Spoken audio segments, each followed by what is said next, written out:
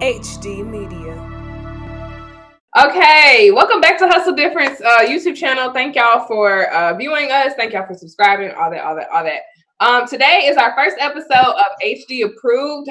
And HD Approved is just the idea of people we worked with and we quote unquote approve them. We just kind of leave them, like, we believe in them in our network. We've worked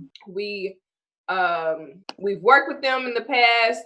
We've connected with them. We believe in their work, all that. So this first series we have is entrepreneurs we have in Louisville, where we are currently, where I'm currently based. Just people we've connected with in Louisville, Kentucky. This first person that we are going to introduce to y'all is very, very, very popular around these parts. I met her probably 2 years ago when I moved back, and she has helped me get connected with people, specifically in the poetry world, as I am a poet. And I would be remiss if the first episode was not this person, because she's helped me out so much and got me connected and all that. So without further ado, we want to introduce none other the creator of Lipstick Wars. You feel me? Hustle Different did our first event. Yeah, we did our first event with her. So yeah. So welcome to the stage platform Zoom. Rheonna. I'm just gonna come in. Just for applause right here.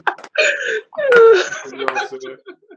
Yeah. So basically, we want to bring you on, and we want just to have this whole HD approved thing is basically what she said, and just bring people on and talk to them about entrepreneurship, about how you started doing what you're doing, and maybe some advice, or you know what I'm saying, some advice, some things that you learned along the way, some things that you may regret or not regret, you know what I'm saying? So just go more into that. And yeah.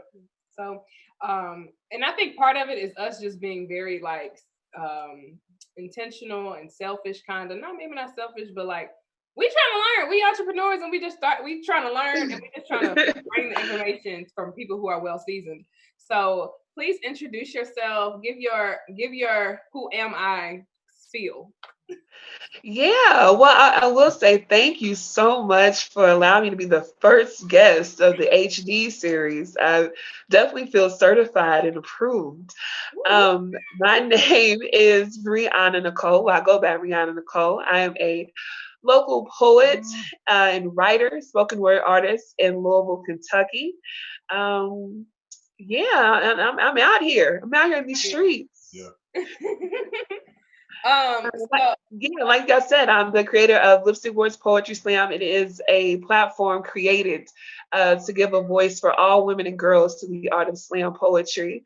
And like you said, Morgan was one of my participants. I met her in slam, and I'm just happy to have met both of you all, actually. Oh, thank you. I also want to mention that she invited me, or Morgan invited me, to your podcast networking event. Yeah.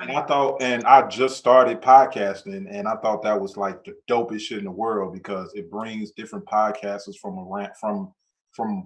where I am, and or like I've never heard of a podcasting networking event, and I felt like I needed something like that as a new podcaster. So I appreciate you doing it. And I think you should do more of those events, because those are dope. It gave us a chance to just come on stage, or you know what I'm saying, where you were, and just be like, hey, shout out your podcast and all that type of stuff. So I appreciate that from you, definitely. Yeah, we was on a roll. Like, I really wanted y'all to come to the second one. The second one we had was fire. Like, that was sold out. And it was just great momentum. I forgot to mention, I got a podcast with my husband called Are You Done? And man, it's us just talking about every and anything, obviously from a couple's perspective. But the next one we had was so good, and Morgan, I think, was out of town, and she couldn't make it because obviously I wanted y'all to come there. But yeah, Corona just came in like a flood and destroyed everything. But So that's not gonna like once this is all over and stuff like that, we're gonna get back to regular scheduled programming, right? yes. Okay, cool. Yes, that's Cool. the goal. I wanted to do like a smaller icebreaker. I wanted to know, like, what is the best piece of advice that you have received as an entrepreneur? Or the worst? You can do both, actually. The worst part I got was, I'd say the worst I got was, you know what? If I'm being honest, I haven't received bad bad advice. I've received good advice. And I would say that the best advice that I got was pursuing your passion. Because when it's not your passion, you're not going to do it. You know, if you're just doing try to make a quick dollar, yeah, you'll do it. But after a while, it'll just go away. But following your passion, it's not just a job, it's something that you do every day. You actually look forward to getting up and doing it. You look forward to enhancing it. You look forward to learning more about it and, sharing that journey with others to help them as well. So I would say the bad part, I done had some haters. Right. I done had some haters try to knock me off my course. What's something like, let's substitute negative advice for haters. What has some of your haters done or said to make you want to try to make you stop doing what you do and all that? So yeah, I done dealt with people feeling like what I'm doing. Like I wouldn't be nothing if they didn't influence me, or if they didn't. I came up with that idea. That was my idea. I didn't dealt with that. I've dealt with. Let's see. People thinking like, oh, you're not really concerned about the other people here. Artists trying to like shift things to where they are in position. I've had like gatekeepers, people like try to block me from getting opportunities. Just little stuff like that. Just petty little things. But for the most part, the community that I choose to surround myself with is positive people. So I haven't had to, dodge and deal with too many haters. But yeah, the biggest hater from time to time is my husband because he don't like poetry. That's it. I want to speak to that the idea thing. You know what I'm saying? Because you said that somebody said that like that was my idea. No idea is original. You know what I'm saying? Somebody that might have your idea, somebody had that same idea. Now they might have not acted on it. Right, and that's what I was about to say. Like, where is your follow through it? Like, we can be talking about it, and that's your idea, and it's like you sat on it, and it's like, well, this is the time. I see that this is the time and the place for this to be happening. So, like, let me jump on it, like, child, or collaborate. This is global, right? This is global. You can't come out with nothing. Yeah, and the podcast networking thing, like, I don't want to say that I thought about that before you, because you already executed it. But I felt like I thought about a podcast networking event in Cincinnati, and then Morgan was like, "Hey, I know a young lady that's doing a podcast networking event." Oh, I'm not about to be like, well, she stole the idea. I'm like, nah, I'm about to show up to see how she do hers. Right. So you know what I'm saying? I can bring that same idea back to Cincinnati. And then then I was like, well, why don't you bring that to Cincinnati? Let's do something like that. So yeah. The crazy thing is I'm friends and followers of podcasters from everywhere else but Kentucky. So I was following a podcast from out of Atlanta, and they was doing it on a whole other level. I'm like, wow, Louisville needs this here. Yeah. So Cole was inspired from them. I took that idea from them. Yeah. And then it's like there's this like posters going around on TikTok specifically, like the girl's like motivating her friend, like she's like and it's like She's like, I can't do this because I got on social media and there's all of this going on. The same person doing it. I already seen somebody doing it.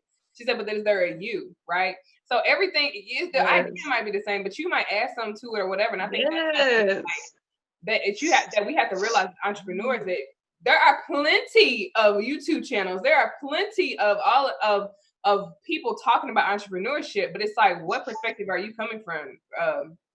So yeah, that's what I wanted to put on that. You think that stopped Pepsi from coming out because Coke already got their drink out? Exactly. You think they stopped Dr. Pepper from putting like selling the same products? Like at the core of it, it's still pop. At the core of it, McDonald's and Burger King are still fast food burger joints. Like it's the same thing. Hey, 2 kings or 2 queens can coexist. Okay. 2 things can happen at the same time. Yes. You know, you can have the same idea or the same company or the same whatever. Something's going to be different because we're all different, and you know, we all unique in our own way. And you know, you might have the lipstick wars, and I may have the deodorant wars. I don't know. It's deodorant wars. I don't know. It's the same concept. It may be the same idea, but deodorant wars. She got lipstick. I mean, I just deodorant out there. I don't know. I try to relate it to something that's hygiene. I don't know. I do want to ask, what inspires you to keep going when you may want to give up or quit? Man, at this point in my life, I'd say my daughter.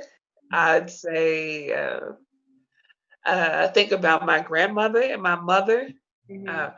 You know, I come from women who made sacrifices, nothing but sacrifices. I think about, you know, if they didn't keep going, I would not be here.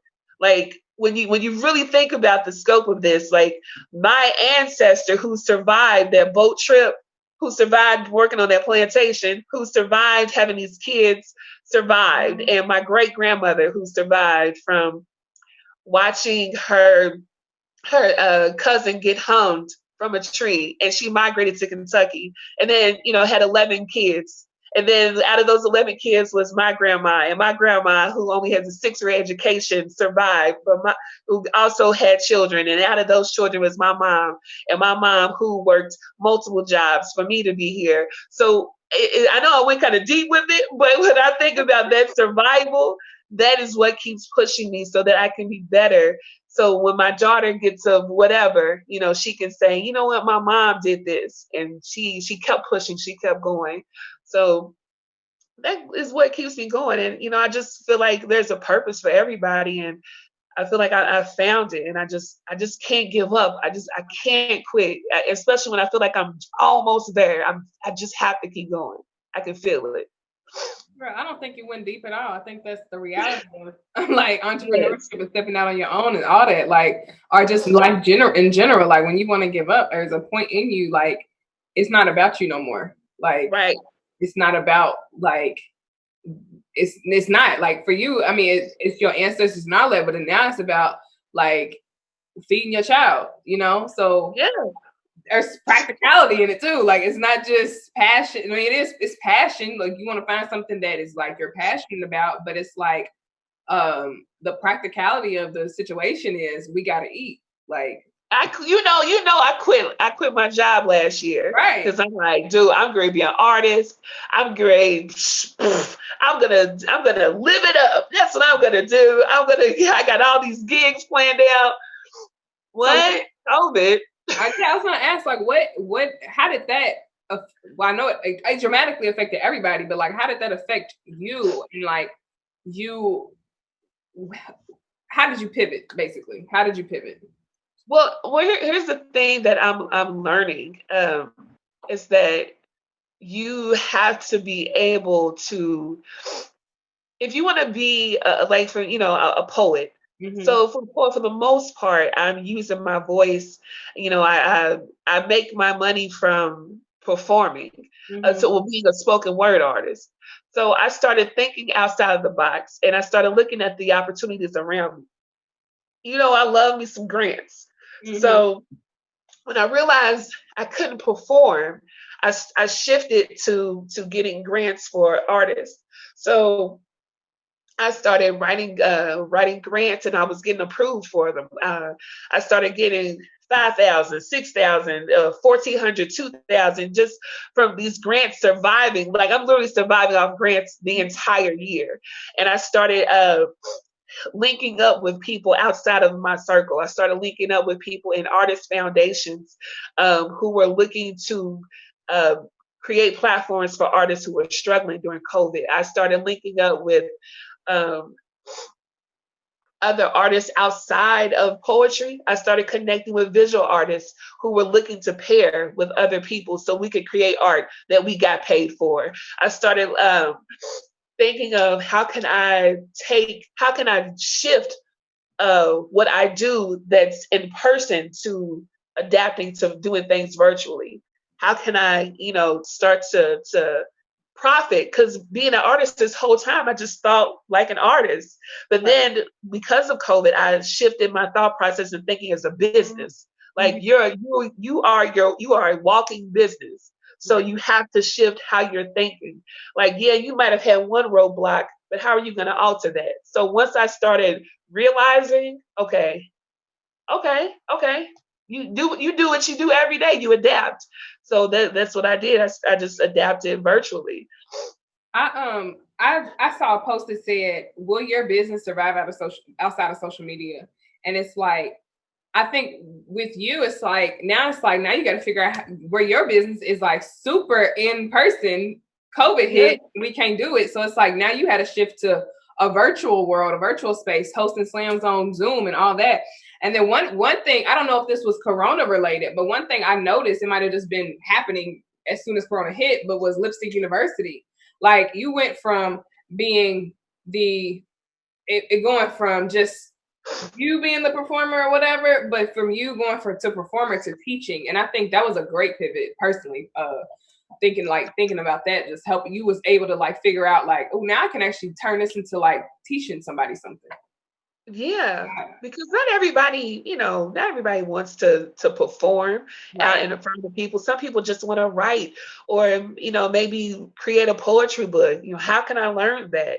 And if I do want to perform, I don't want to compete. I just want to say my little poem, So yeah, that was another form of income that was created out of coronavirus.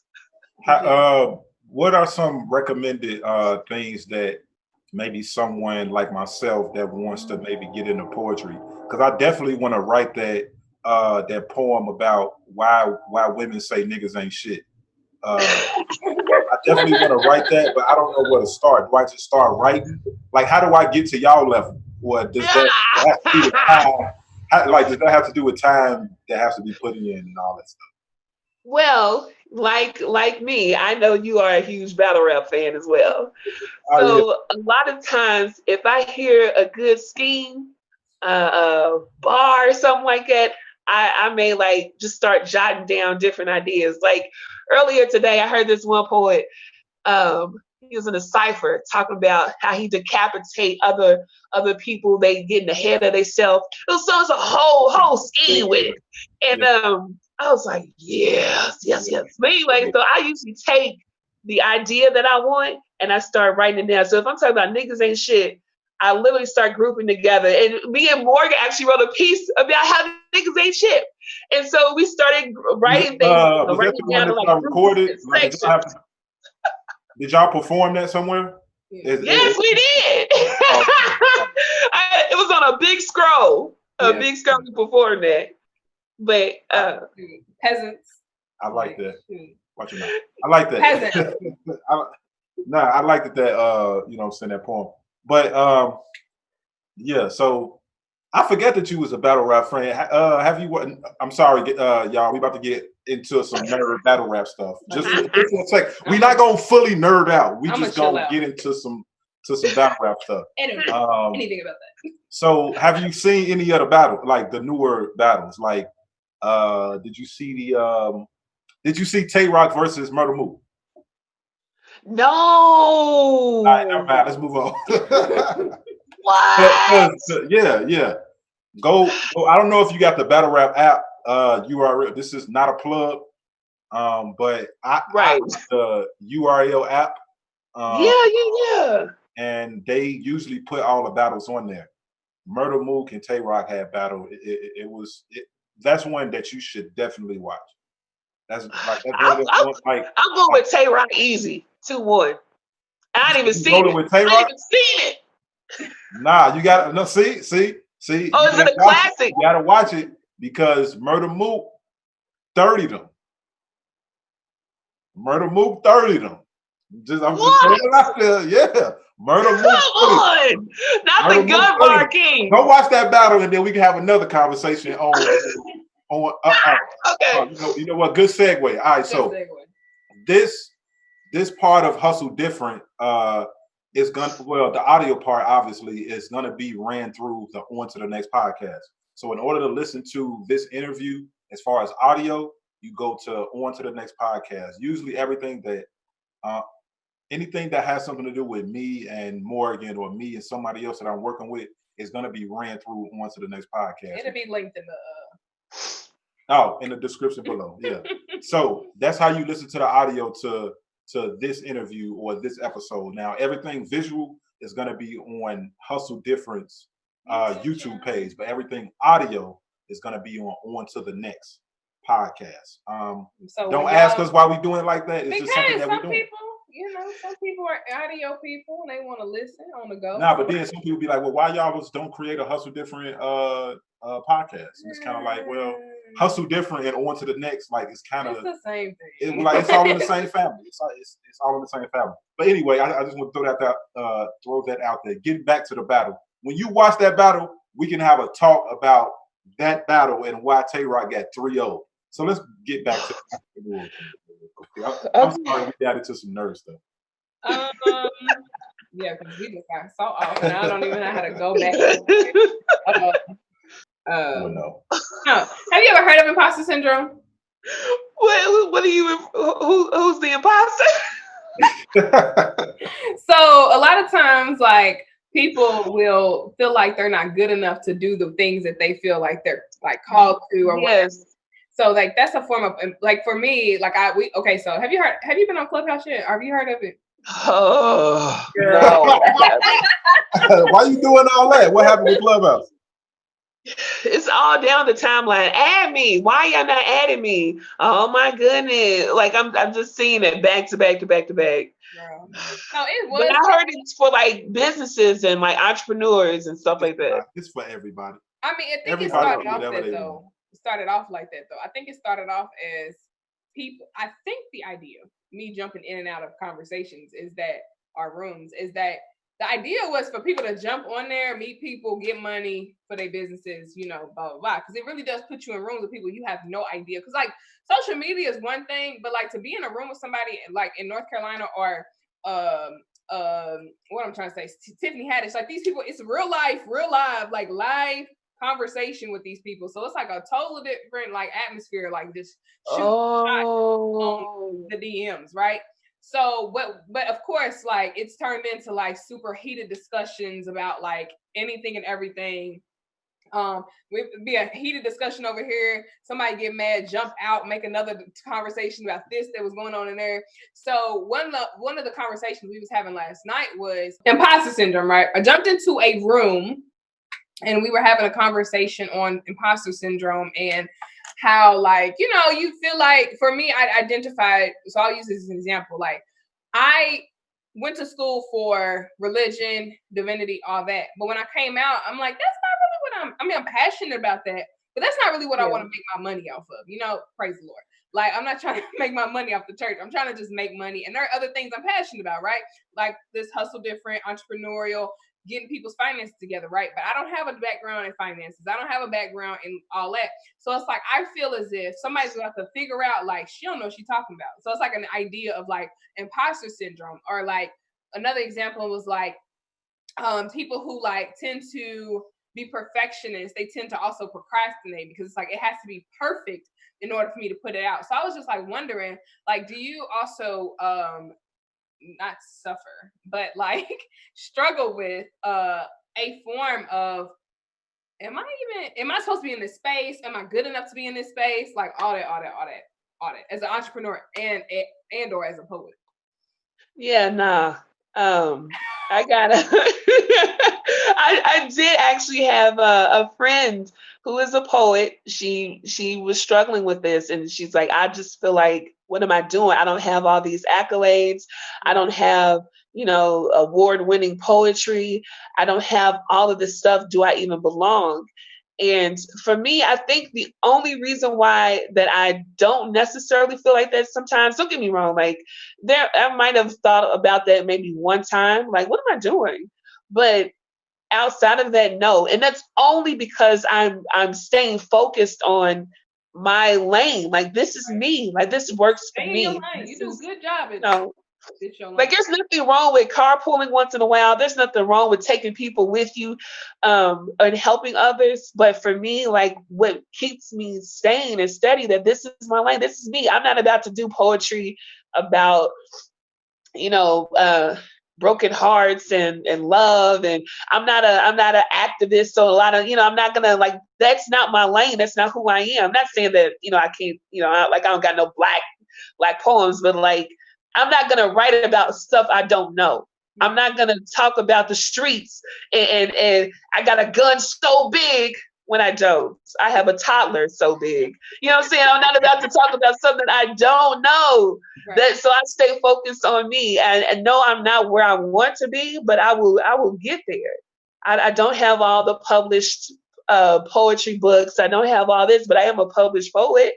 I haven't won all the slams and whatever, but I've won them. I've been ranked, like 6th in the world at one time. So it's like I think about what I have accomplished and the excitement of what's to come. So that's the only thing that's keeping me from being an imposter. No, that's because like there was sometimes people feel like they're imposters because they and one of the ways they like give, there's like multiple ways you can be an imposter, but one of the ways is that they say combat it is like recognizing what you've accomplished, like recognizing that I've been ranked 6th in the world. I've been nominated. I've been all of these things, and just recognizing like, yeah, I'm not an imposter in this. You know what I'm saying? Like, I got this, right? So I think that's good. Like, and I think that's good to keep you focused is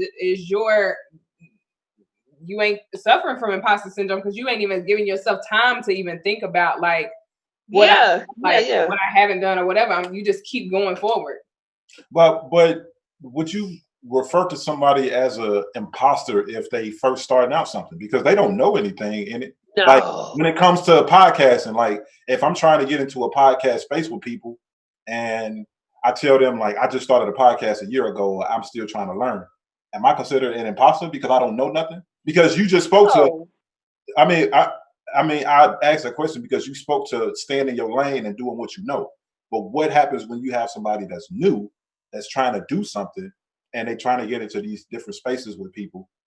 Do you consider them as an imposter at that time until they have a few years in and they know what they're talking about? No, I think the only people that if anything, I consider like an imposter, like an actual imposter, when it's people who are bandwagons. Like you're not an author. You're not a poet. You're not an artist. You're just jumping on the bandwagon because it's cool right now. Like right. Just last week, you were selling dinners. This week you writing poems. Stop it. Like, come on. Yeah. But to be fair, it's like you're trying to figure out what you want to do in life or whatever. Yeah, I understand it. But I think for me, I just overthink because it's like I overthink. Yeah, you do. But with other people, I'm like, if you want to call yourself a poet, like you got up there. Now, granted, let's not use poetry. Let's not do it. Because poetry, like you can call yourself a poet all day long, but it's like, the idea is, are you good at it, right? But like, so for podcasting, right? It's like you're a podcaster because you podcast. You're so shady, bro. I have no idea what y'all. It's okay. That's an inside. Not really. It's just poetry. But you gotta, but like you said though, if I want to be a podcaster, I want to be good at it though. I will say I will link myself around people who are doing it on that level if I can. And I will study somebody. I will learn that craft if I want to be good at it. So, yeah. I don't think. Yeah, I just don't. I mean, I don't call people imposters. Yeah. Starting off, like I only consider myself sometimes an imposter because I'm trying to help people with money, and You don't know anything about money. I know things about money off of experience, not off of education, and that's where I feel as about being an imposter is that part. Yeah. But no, you starting out like that's just you trying to figure out stuff. Now the question again is, are you good at it? Like, do you have people around you are helping you figure out, like, are you actually good at helping people with money? Are you actually good at helping being a poet? Are you good at podcasting? All that type of stuff. I think that's. But I think the dope thing about the time that we're in now is that you don't need all those accolades to you don't need a piece of paper saying that you're good at finances. Like the fruit you're bearing, it speaks for itself. Like, right. Oh wow, yeah, she got that. Yeah, because you learned. I mean, is that what school is? Just learning something, retaining the knowledge. So, and you get good. I mean, repetition. You can be. Yeah. I mean, like you said, you don't have to have a piece of paper to say like I'm a good financial advisor if you've put in some time with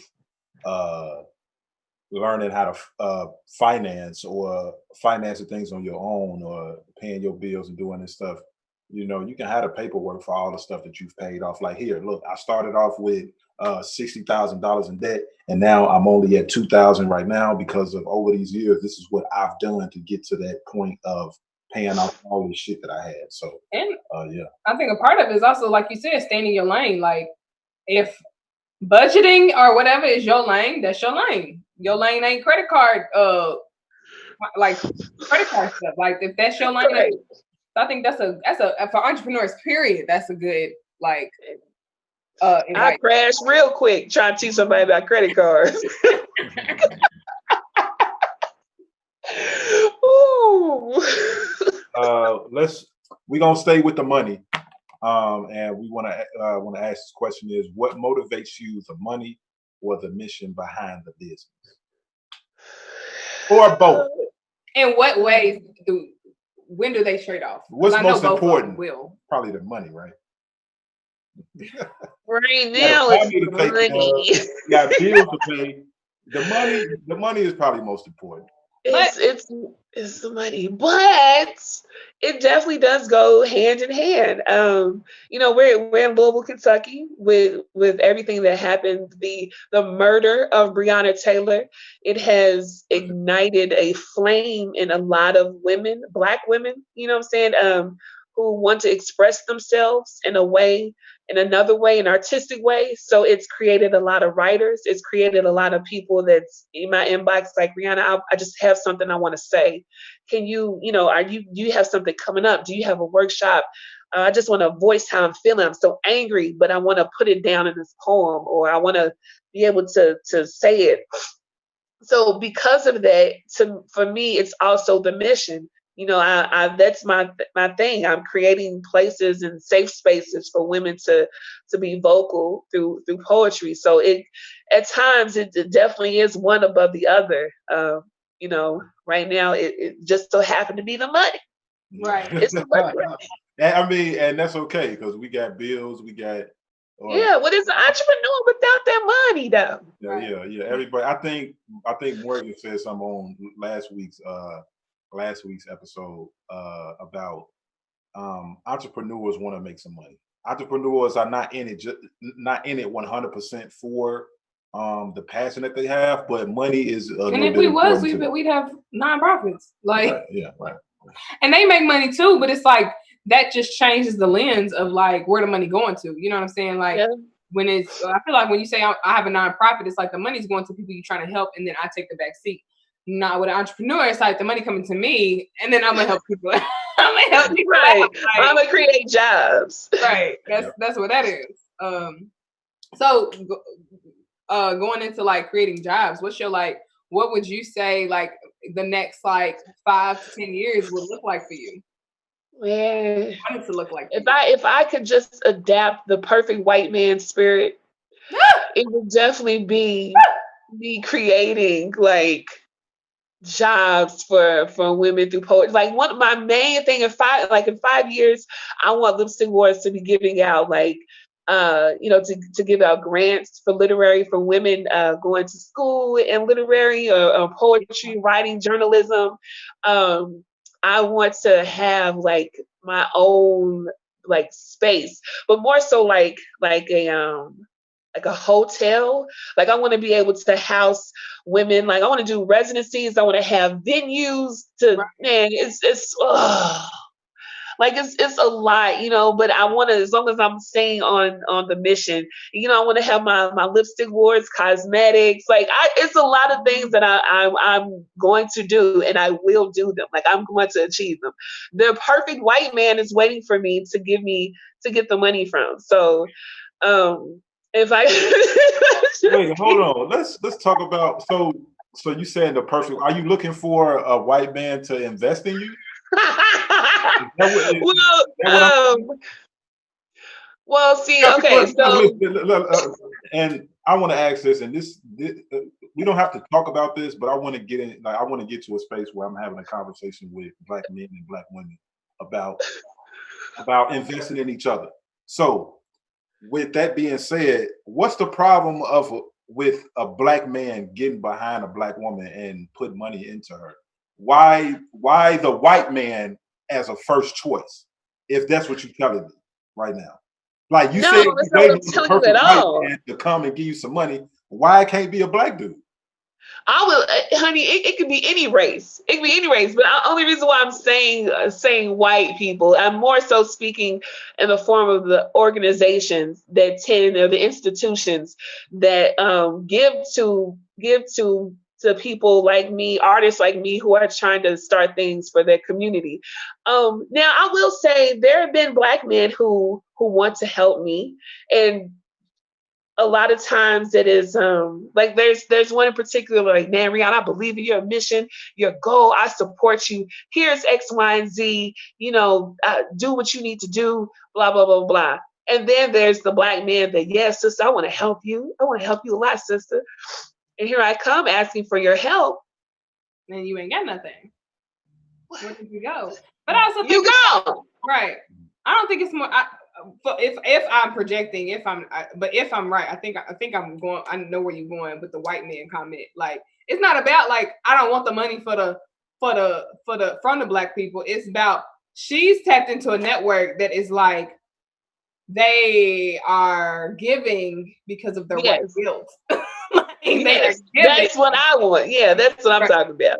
And because they don't have a price on it. Oh, you can keep your white guilt money. For me, that's for me. Keep your white guilt money. I don't want your white guilt money. I don't want your white money, period. I want black people to invest in each other because that's how we build each other up. Okay. That's just me. That's just how I feel. That's how I feel about it. It's okay. You know what I'm saying? But she's staying in her lane. She know where she is. I definitely agree with you. Like, I feel like we should definitely be supporting each other without questions. It shouldn't always think that I'm up to something, or I'm doing something. Like, I want to be able to support each other. We clearly have the money to do it. We are one of the largest consumers, if not in America. So we can do that. It's just in Kentucky as artists, a lot of the times, we're at the bottom of the food chain, but we're at the forefront when you want to be entertained.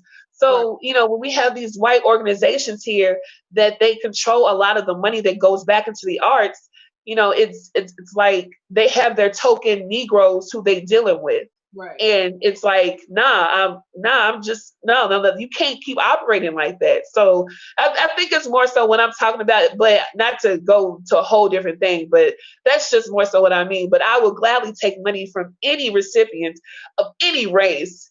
I'm very open. I guess money is green no matter who it comes from. But I don't know. Like I know, I feel what you're saying. Well, I want to ask a question real quick. I'm sorry.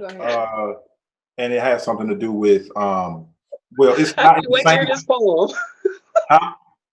No, it's not about the poem. I'm gonna write that poem. I'm gonna read it to you. You can edit it for me. Okay, so for context, this poem that they are talking about, would you just get on stage, or somebody just got on stage and I guess was like, niggas ain't ish. Like, did you say that? I got up there and was like, I got a poem, and And then I was like, my poem was Oh, yeah. why black women or why women say niggas ain't shit. Okay. That's what I did. And then I was just joking. Oh, yeah. Yeah. Now, But I mean, I disagree. Not every man you run into is not shit. You just continue to keep going after the same man. And there's plenty of good men that want you, but that's not who you want. Exactly. So not every man is trash. It's just not the case. I mean, I was gonna try to make it as like a joke in a sense, like a joking poem, but I don't know. I don't know. Oh, you got to do it now. You don't put it out there now. You have to do it. You have to do it. All right, let's talk about legacy. What legacy are you trying to leave behind? You know, after you get your money from the white man. I'm off that. I'm off that. But what legacy or what are you? Well, you talked about what you was trying to create, like with the hotel, with the cosmetics, with all that type of stuff. Yeah. What legacy or what are things you trying to leave behind, maybe for your children or for the generations that's gonna come after? I think more than anything, obviously, you know, I would love for my daughter to take whatever I've created and make it blossom into something even greater. But I would just really want to leave behind the mentality more so of, you know, if you have an idea, you know, if you want to do something, if you want to achieve something, you know, there are going to be a lot of roadblocks in front of you. There's going to be a lot of people that will try to stop you. There may be times you want to stop yourself, but I think just a mentality of just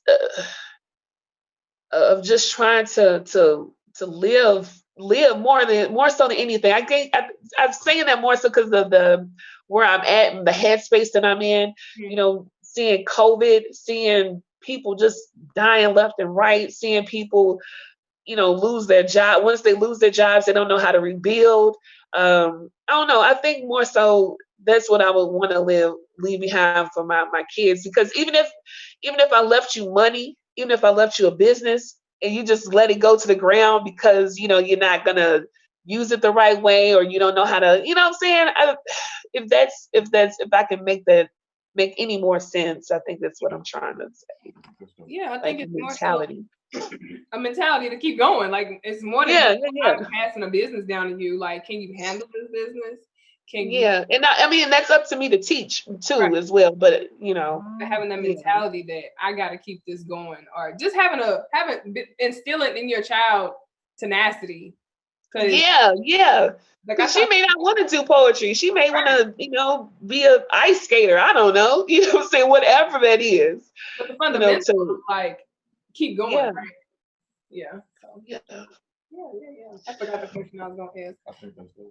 Yeah. I think we winding down, but I guess we can kind of end on this because I know the answer. And it's just a general... I mean, it's a general entrepreneurship. Nothing to do with white men. I'm off that with you. I'm off that. Since you stepped into the full time, not even when you're full time, because when you're a part-time entrepreneur or not, like, does it ever stop? And how do you take care of yourself? Like, and how do you balance life? Oh, yes. So how do you balance life as a shut up, bro? How do you balance life as a woman, as a wife, as a woman, entrepreneur? Like, how do you balance that? I'm still learning that skill because I feel like I'm in a toddler phase with my business. So I'm still growing, I'm still walking, and you know, learning how to crawl. But you know, because there'll be times I'm waking up 3 o'clock in the morning and thinking about a new idea or you know, what do I need to do this or what logos or how can I, you know, increase my social media presence? Like you're always thinking, or who can I work with or whatever. But also too, you know, I can't forget that I got this, you know, I have my daughter in the other room that's like needs attention, you know, and my husband who needs attention. You know what I'm saying? Like, I think one thing that I'm learning is to creating a schedule and sticking to that schedule. So, you wake up from 6 to 7. If you want to work out from 8 to 4:30, you are actually working at your job if you still have a job. From 6 to 7, it's a long time with you and your husband. From 8 to 9, that's you time. You take a shower, light some candles, whatever. That I think that's what I'm learning to move forward to, keeping a schedule, making that time to actually sit down and unwind, to think things through, to plan out your next moves that you're gonna make. But if you keep going, now if you're by yourself, cool, whatever, you do whatever you want. But like even then, you still need that time to create. But that time for yourself. But I just feel like if I don't shut down, my mind is going to be scrambled. I'm not going to be a likable person. You're not going to want to be around me. I'm not going to care about your event, your open mic. I don't want to show up if I do not get that time for myself. So that's what I'm learning more than anything, creating that schedule to plan things out. That's what I need at this point. No, that's real. Sorry, there's a train that comes through and we had to mute and unmute and all that. But yeah. I think that's one thing that's huge and that I think I'm learning as well is like that balance piece. We just had a conversation on Clubhouse about is it what was the question? Going into business, having a significant balance. Having a significant other and being in business, or can you be in business with your significant other? Yeah. So yes. In the well, a lot of people think that you can't. Yeah, a lot of people really do think that you can't. Child. Look, it may be different for me because we started off as friends, right? And we learned, and what I'm saying, if you didn't, even if we didn't work out, if we broke up, got divorced, whatever, we could carry through. What I'm saying? It's been trials before. We done been there. So what I'm saying, with us, I think we've mastered learning how to separate our emotions to create something great beyond ourselves, to where we could be business partners if things didn't, things went Splitsville. But that ain't for everybody though. It ain't. Between that and family, I think that was the biggest thing was balance. Like you said, keeping yourself straight, and then because and just in entrepreneurship in general, if I'm not cool, you're not getting results. You're just not getting results, at all. So well, Rheonna, thank you so much for this. Thank you for being our first HD approved person in Louisville. I'm so excited. I'm thankful that you said yes, that you worked it out with us, that you worked it. Oh.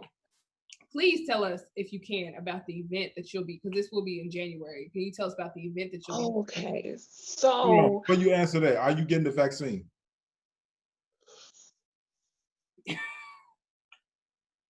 You can say no comment. That's fine. No comment right now. No comment right now. All right, go ahead and speak to the event that you have. Well, probably be a couple of things I got going on. I'm sure a couple of Black History programs I'll be a part of. But the main events, last year, see when this airs, we could have been doing drunk poetry night. But what I'm doing instead, I'm collaborating with another poet by the name of Robin G. We are doing the first ever Lipstick Wars erotic slam. I don't care for erotic poetry, but I want to try something different. So we're gonna have an erotic poetry slam. It's gonna be fly. It's gonna be all the things. We're gonna have dope DJ. We're gonna have some games. It's gonna be nice. It's gonna be nice. Let's just hope COVID is cooperating and allows us to do this. But it's gonna be the date is still out there, but it's gonna be in February. Okay. So, We will promote it for you guys. okay. Anything else you want to say? That's it. I appreciate Yeah, follow me. Follow At me. Rheonna Nicole. you. At Oh yeah, Rheonna Nicole, plug. RHEO. No, I was saying plug. My bad. Sorry, we missed that. Oh yeah. No, follow me at Rheonna Nicole, RHEONNA, Nicole NICOLE. If you can't remember that for whatever reasons, you can look up Lipstick Wars Poetry Slam on Instagram, Facebook. And yeah, I guess I'll go ahead and join the wave to what's it called? Clubhouse. Collections. What is it? Chatty House. Clubhouse. Clubhouse. Okay. Let me join. You're gonna get addicted to it. Watch. You're gonna be in there. You're gonna be in there. Watch. They got You're gonna be like, oh, this is cracking in here. Watch. Wait, Morgan, is that what you posted in the group? Yeah. Oh. I was saying poems to folk in Jersey and everything. They was like, I said, I just want to. I ain't gonna lie, I was a little humble, but I was trying to see. You know, sometimes you when people around you, they be like, oh, you're so good, right? But you want to see what girl, right? So I was like, I just want to see if this good.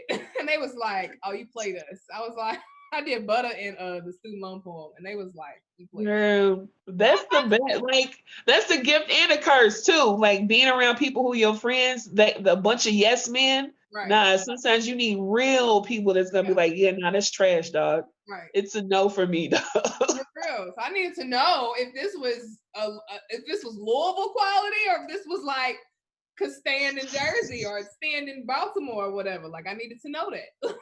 So yeah, come on over. I'm enjoying it. Yeah. Wait, don't somebody have to add you? Yeah, you also have to have an iPhone. You have to have an iPhone. And there's already talk that as soon as this opens to Android, like the app is going to crash. Like they like, as soon as they open this up to Android, people like it's over with. Like they was like, this app is gonna be trash. And there's already foolishness going on it. So yeah.